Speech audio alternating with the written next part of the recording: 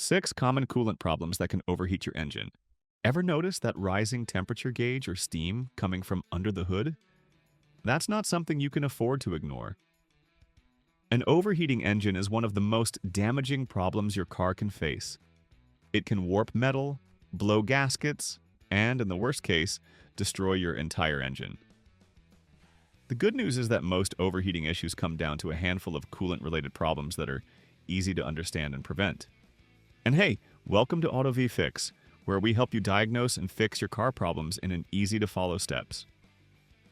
Let's go over the 6 most common coolant problems that can cause your engine to overheat, and what you can do about each one. First up, low coolant levels. This is by far the #1 reason engines overheat.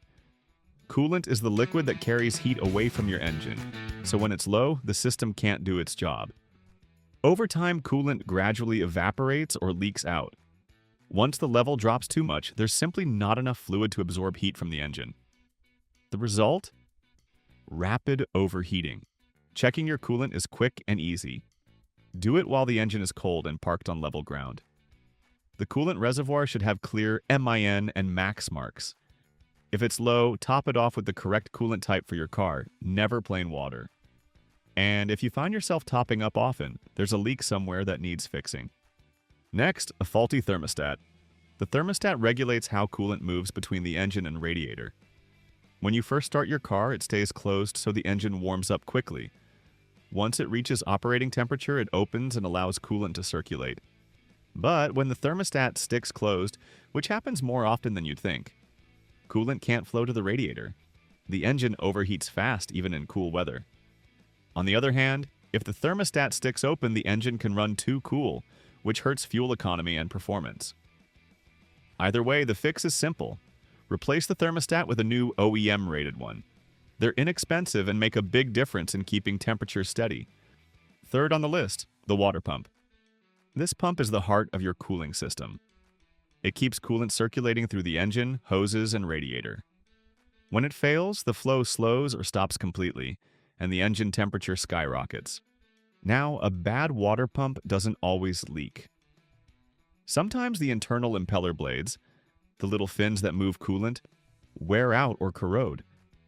Other times, the belt driving the pump slips, meaning the impeller isn't spinning fast enough. You might hear a squealing noise, notice coolant drips near the pump, or see the temperature gauge climb while driving. Once a water pump starts failing, replacement is the only fix. Ignoring it can lead to complete engine failure. Fourth, worn or cracked hoses.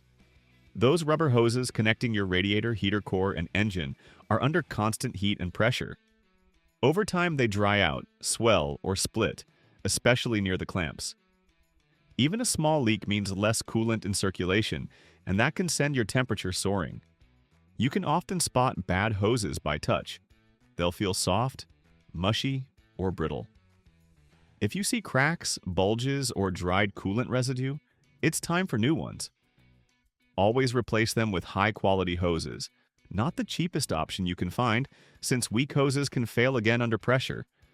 Number 5, a damaged radiator or bad radiator cap. The radiator's entire job is to pull heat out of the coolant. When it's blocked, bent, or corroded, it can't do that effectively. External dirt buildup, like mud, leaves, or road grime, can block airflow through the fins. Internal corrosion can also clog the tubes. That's why flushing your coolant every couple of years is important. And don't overlook the radiator cap. It keeps the system sealed and pressurized.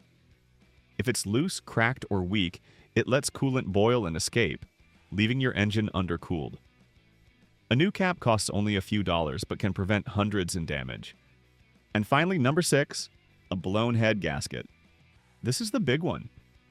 The head gasket seals the top of the engine, keeping coolant, oil, and combustion gases separated. When it fails, coolant can leak into the cylinders or oil passages. The signs are hard to miss. White smoke from the exhaust that smells sweet, milky oil on the dipstick, or bubbling in the coolant reservoir even after the engine's off. Once the gasket blows, the engine can't hold pressure properly. That means it overheats quickly and loses power. Unfortunately, this isn't a DIY repair. It's a serious job that requires professional attention. Keep driving with a blown head gasket, and you risk complete engine failure. Before we go further, if this breakdown's been helpful so far, make sure to hit that like button and subscribe to Auto V Fix. We post clear, practical videos every week to help you troubleshoot car issues before they get expensive. Now, if you ever find yourself in the middle of an overheating situation, here's what to do immediately. Turn off your AC and switch your heater to full blast. Yes, full heat. That pulls excess heat from the engine into the cabin. Then pull over safely and shut off the engine as soon as possible. Never pop the radiator cap when the engine's hot. That pressurized coolant can shoot out and cause serious burns. Wait until it cools completely, then check the coolant level and look for leaks. Also remember that a failed cooling fan can be another hidden cause. When the fan motor or relay fails, especially while idling in traffic, airflow through the radiator stops and the engine temperature spikes. You can usually test this by turning on the AC. The fan should kick on automatically. If it doesn't, that's your clue. Keeping your cooling system healthy is one of the simplest ways to extend your engine's life. Regularly check coolant levels, inspect hoses, and service the system before problems start. A few minutes of maintenance can save you thousands in repair bills. If you found this helpful, give the video a thumbs up and share it with someone dealing with a no-start problem right now. And if you want more car advice explained in plain English, don't forget to subscribe to Auto V Fix so you can stay one step ahead of your repairs and keep more money in your pocket. Thanks for watching, and I'll see you in the next one.